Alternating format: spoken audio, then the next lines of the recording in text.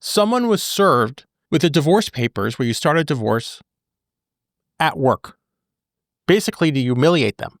They don't have to do that. You could literally send an email from opposing counsel and you could ask the attorney, would you accept service of these papers? That's the nice way of doing things. But if you want to send a message, if you want to get someone activated, you serve them at work. And you do it on Friday. So you ruin their weekend. Yeah, that's how they play. That's the game. That's the game. They got to get you off balance. And then they think you're going to retaliate. And when you retaliate, you're going to do something that's going to hurt your divorce. Oh yeah, it's a nasty game. Welcome back to Getting Divorced Without Losing Your Mind. I'm Corey Shapiro. I'm here to help you. Really help you. Before things turn sour in your divorce. Before something happens where sort of like the toothpaste is out of the toothpaste tube and you can't put it back. And you're like, why did this do? Why am I in this? Why are things exploding? And maybe if you did things a different way, a more creative way, maybe things wouldn't have been so bad. That's the point of this podcast. And today's episode, we're focusing on what we usually focus on, those meltdown moments. But we're going to go a step further. We usually talk about when we're activated, when we're flooded, which happens all the time. But I'm going to give you a roadmap today for what to do when you might not have a trusted advisor, you might not have an attorney or a therapist or even a best friend to talk to. And that happens. And maybe you don't really want to wait 24 hours, my 24-hour pause. So I'm going to give you some definitions. The pause, when I wrote my book, it was pre-AI. Okay? So I liked the 24-hour pause. And I thought of that from Abraham Lincoln, because he used to write the letters. I mean, he would write them, but he wouldn't send them. You always think about things differently after sleeping. So I was like, it has to be 24 hours. But what happens if you have to respond quickly? And this is where I think AI could really help us.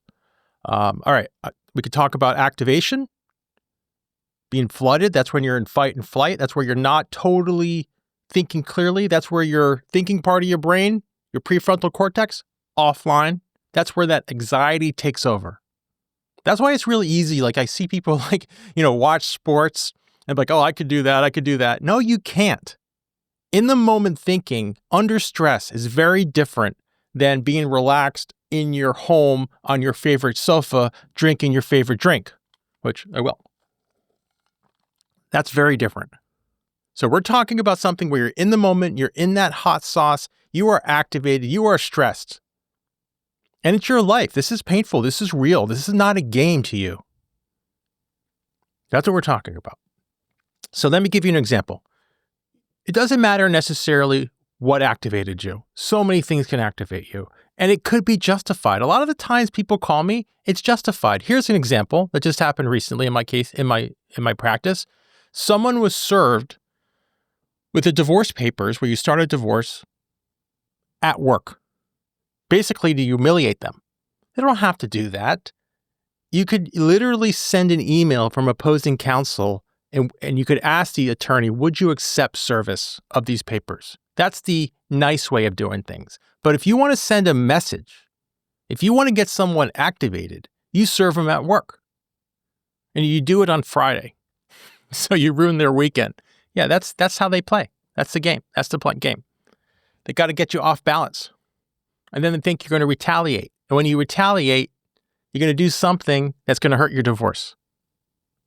Oh yeah, it's a nasty game. All right, so you're off balance, you're activated. You don't want to wait 24 hours, do that 24-hour pause. So what do you do? Well, since my book was written, two things have come out, which is changing my thinking on this. And it's basically free. I love things when they're free. You got Claude. I learned about Claude by that wonderful author, Seth Godin, who says he uses Claude as a chat partner, help him think about things.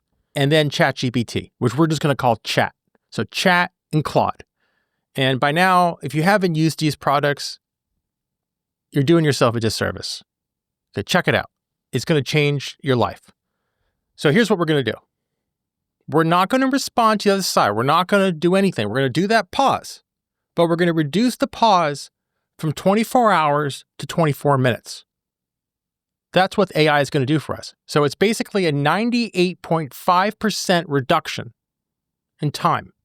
It's a difference basically of driving across country in a car, which I think would take about a week by one person if you have to sleep. I think it's a little over 40 hours. Don't quote me, but about that. Versus taking a plane, just a couple hours. We're talking that type of difference. And if you drove across country from New York to California, and then you took a plane back, you will feel that difference. And that's what AI is going to do for you. So we're going to do this tech tip today, and it's going to change your life. We're going to do it in 1.5% of the time. So if you can't do the 24-hour pause, we're going to do the 24-minute pause. Here's what you're going to do. You're going to put into chat, into Claude. I like Claude. I like talking to Claude. Maybe because Seth Godin likes Claude. And to say, I'm activated, I'm flooded, I'm going through a divorce. I have to look wise. I have to be respectful. Everything I do is going to be weaponized. Okay, Claude, you got the ground rules? Yes, I got the ground rules. Great. Here's what happened. X, Y, and Z. Just put it in there. I want a short response by email or by text that's respectful, but also expresses what I want to express nonviolently. It took me a long time to learn how to speak in the moment nonviolently. And we're going to get into that. But just briefly, it's speaking about this side of the table, about you, I. It's not talking about you. The other side is talking about I. So I'm upset by the fact that you took my tennis racket and broke it. See, very objective. Can't argue with that. It's not you are an asshole because you smashed my tennis racket. That's a judgment. That puts someone on defensive. It's I'm upset. It's something that no one can argue with. That's nonviolent. All right, so you're going to put that in, and you're going to have this discussion with Claude, and you're going to bounce ideas around. And then something's going to come up that you're going to see as, that this is pretty respectful. And this will save you time from talking to an attorney, can save you time talking to a therapist. I'm not saying it's necessarily replacing them. And maybe the ideas in Claude is not going to be what exactly you want to say, but it's going to be much better than your unfiltered first emotional response. So try it. See how it works. And keep it short. We have a saying in the divorce world, moving mouths is sinking ships. So that means the less you say, the better. And tell Claude you want it short, sweet, respectful, but also expresses displeasure. So just off the top of my head, if I'm having an issue, let's say about summer, let's say summer vacation, and the other parent wants to go away for 6 weeks for summer because that's what they did throughout the marriage. And they want to take the kids back to their parents. But there was never any agreement on what's going to happen the first summer after you guys separated. And you never wanted that arrangement. Never wanted that arrangement. So put it in chat. Say, what could be a good initial response?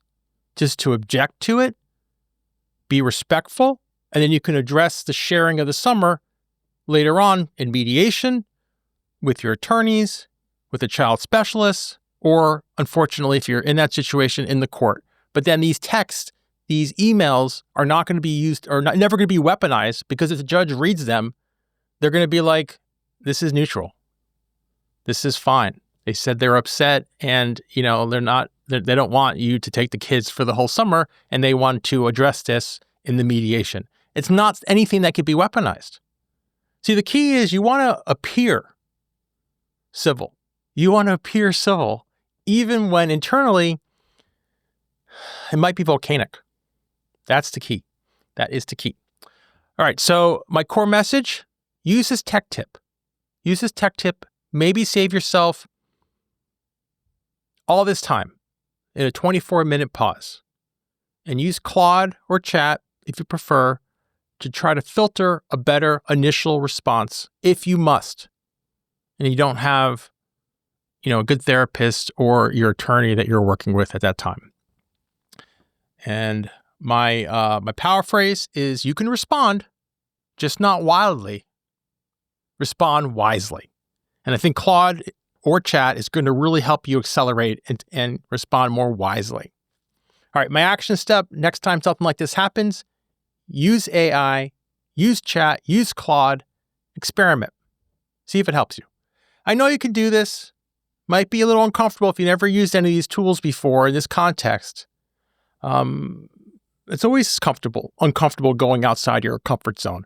I'm actually started Pilates recently on the Reformer, which is this crazy looking machine, and it's uncomfortable for me.